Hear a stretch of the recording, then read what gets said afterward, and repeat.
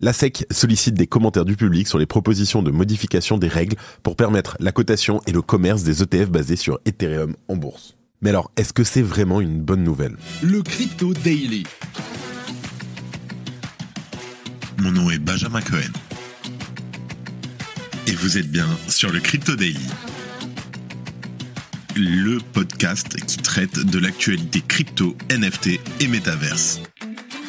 Dans vos oreilles, chaque jour, du lundi au vendredi.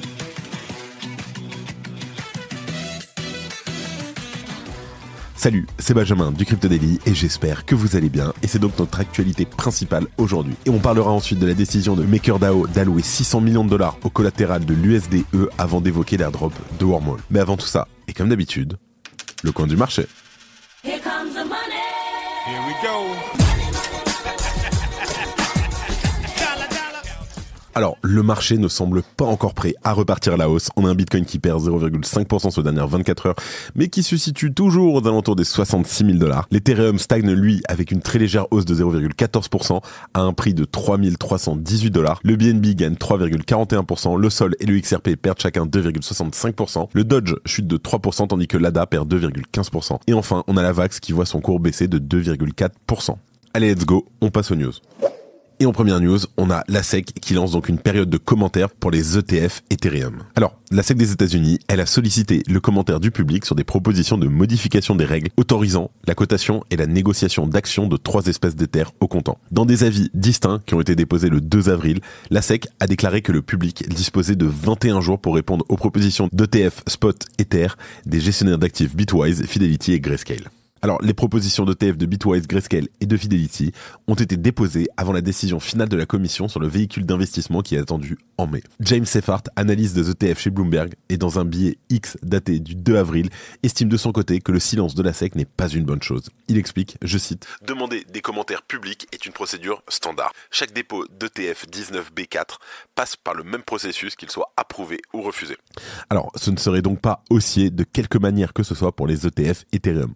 Pour rappel, la SEC a approuvé plusieurs ETF Bitcoin pour la première fois le 10 janvier, après un examen minutieux de la part des investisseurs et des médias, avec le vote décisif du président Gary Gensler. En tout cas, de nombreux analystes ont estimé que les chances que la commission prenne une décision similaire sur les ETF Ether ont régulièrement chuté en 2024. Une demande ponctuelle d'ETF Ether de Vanek, dont la date limite est fixée au 23 mai, sera probablement le premier dossier traité par la SEC. Plusieurs autres gestionnaires d'actifs ont aussi déposé des demandes similaires, notamment HDX et ARK 21 Shares. En tout cas, une enquête de la SEC sur l'Ethereum Foundation pourrait d'ailleurs remettre en question la décision de la commission d'approuver ou de refuser un ETF Spot Ether en classant l'actif numérique comme une valeur mobilière, donc comme une securities. Consensus, et je terminerai là-dessus, de son côté, a soumis une lettre de commentaire à la SEC en mars en affirmant que les inquiétudes du régulateur concernant la fraude potentielle et la manipulation du marché pour un ETF Ether Spot étaient sans fondement. Salut, alors on fait une petite pause dans le programme. Est-ce que vous avez déjà entendu parler de Swissborg ? C'est la meilleure application pour prendre en main vos investissements crypto. Tout y est super simple et rapide, c'est un vrai jeu d'enfant. Et le mieux, c'est que c'est régulé et autorisé en France. En plus, avec Swissborg, vous avez toujours les meilleurs prix du marché. C'est fini le temps où on payait trop cher sans le savoir. Et si vous ne savez pas dans quelle crypto investir, pas de panique. Avec Best Blockchain, c'est comme un panier tout prêt avec les meilleurs cryptos choisis par des pros. On ne peut pas faire plus simple. Attention, offre exclusive en ce moment. Inscrivez-vous dès maintenant avec notre lien qui s'affiche maintenant et recevez immédiatement un ticket à gratter 100% gagnant et empocher jusqu'à 100 € instantanément. Alors, qu'est-ce que vous attendez ? C'est le moment de rejoindre Swissborg et d'investir dans les crypto-monnaies en toute sérénité. Cliquez, inscrivez-vous et lancez-vous dans l'aventure avec Swissborg. En deuxième news, on a MakerDAO qui pourrait allouer jusqu'à 1 milliard de DAI au collatéral de l'USDE. Alors, l'équipe de BA Labs, un membre donc de MakerDAO, a récemment proposé d'allouer entre 600 millions et 1 milliard de DAI aux collatéraux de l'USDE, le dollar synthétique d'Ethena. Alors, MakerDAO, pour rappel, c'est un protocole de DeFi qui permet la création du DAI, un stablecoin qui est adossé au dollar. Que je conseille d'ailleurs, ça. J'aime bien moi le style du DAI. Alors, comment il marche le DAI ? Il assure le maintien de la parité du DAI avec le dollar par un mécanisme en fait de surcollatéralisation. Autrement dit, pour émettre un DAI, l'utilisateur doit verrouiller une quantité de crypto-monnaie équivalente à 150% de la valeur du DAI qu'il emprunte. Ethena, quant à lui, est un protocole de DeFi qui permet donc la création de l'USDE, un autre stablecoin adossé au dollar. En fait, ce protocole, il assure le maintien de la parité de l'USDE avec le dollar par un mécanisme d'ouverture de position short contre les actifs détenus par le protocole. En fait, ce mécanisme, il garantit la stabilité de la valeur de l'USDE, une potentielle donc dépréciation du DAI face au dollar serait donc contrebalancée par les bénéfices générés par la position short. C'est un peu un hedge. En tout cas, allouer 600 millions de DAI aux collatéraux de l'USDE permettrait donc d'augmenter sa capitalisation et de le rendre surtout plus liquide, réduisant ainsi les risques de perte de parité avec le dollar. Cette stratégie permettrait aussi à MakerDAO d'augmenter les revenus de son fonds d'assurance grâce au rendement proposé par Ethena. À noter que selon les données de DeFi Lama, le marché des stablecoins atteint une capitalisation totale de près de 150 milliards de dollars. Et bien sûr, sans surprise, c'est Tether qui domine ce marché avec son USDT, affichant une capitalisation de 105 milliards de dollars, soit près de 70% du marché. Il devance largement les 21% de parts de marché de l'USDC de Circle, avec une capitalisation de lui à 32 milliards de dollars, et les 3,2% du DAI de MakerDAO, qui atteint 4,9 milliards de dollars. En tout cas, exclusivement disponible sur Ethereum, l'USDE, qui a été lancé au mois de février 2024, occupe déjà la 5e place dans le classement des stablecoins par capitalisation, avec près de 2 milliards de dollars. Et si MakerDAO venait à valider la proposition d'allouer 600 millions de DAI dans le protocole Ethena, la capitalisation de l'USDE connaîtrait une hausse de 30% qui pourrait lui permettre de monter d'un rang dans le classement en surpassant le FD-USD. En parallèle, AVE propose d'ajuster le ratio pré-valeur du DAI à 0% face à l'expansion rapide de la ligne de crédit par MakerDAO. En tout cas, la proposition vise à minimiser les risques et à répondre aux inquiétudes sur ces pratiques de mint risquées. Merci d'écouter le Crypto Daily. Et en troisième news, est-ce que vous avez regardé vos wallets parce que Wormhole a réalisé son airdrop?